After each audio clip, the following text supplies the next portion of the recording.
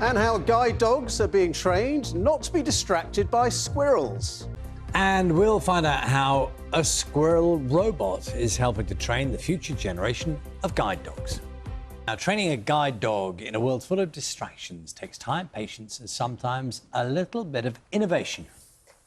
I'll take you to one training centre in Greater Manchester where puppies are chasing toy squirrels taped to a remote-controlled car. The reason being is to teach them not to react when they see a real rodent. Our reporter Jane McCubbin has been finding out what it's all about. Trainee guide dogs, honestly. Oh, hello. Have you seen my microphone? Well, everyone's got to start somewhere. And the somewhere in this case is the Guide Dog Training Centre in Atherton, Greater Manchester. Drop Lotta, drop Lotta. Where they are bringing in the big guns. Because trainee guide dogs like Lotta and Ellie are not allowed to be this easily distracted. Good morning. Welcome to Guide Dogs. How can I help? The squirrel. The squirrel. We need to talk about the squirrel. We need to talk about the squirrel. For some of our dogs, it can be really hard in training to ignore small fluffy things that run really quickly. So one of the innovations that we have at Guide Dogs is we have Squirrel Car. That's right, Squirrel Car.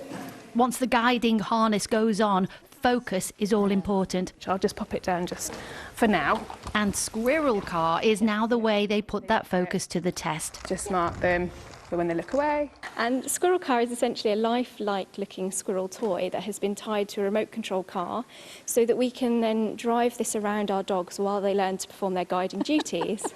And it really helps prepare them for the real world when that squirrel does fall out the tree or does cut across the pavement in front of them, so they can focus on their guiding work and keep people safe. And we'll just build up a little bit of that speed.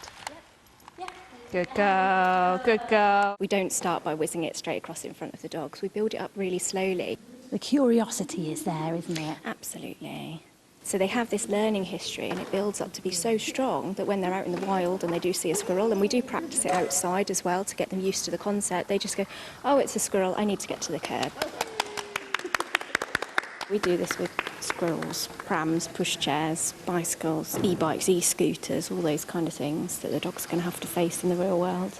Yeah. She did really well then. Oh, she's amazing. She's such a good girl. She's once she's in the mode, she's like, right, let's do it. I just love to work. Let's go. All being well, about 5 weeks, and then she'll be fully qualified guide dog. Very curious, but a good girl. No squirrel distractions. No. Absolutely none. Of course, chasing small fluffy things is absolutely in a dog's nature, but when you are a guide dog, Now they're fighting over the small fluffy things. it has to be the right kind of fluffy thing at the right time. She's got the other one. Jane McCubbin, BBC News. Now, those trainees look like great fun, but Jane had her hands full, I think.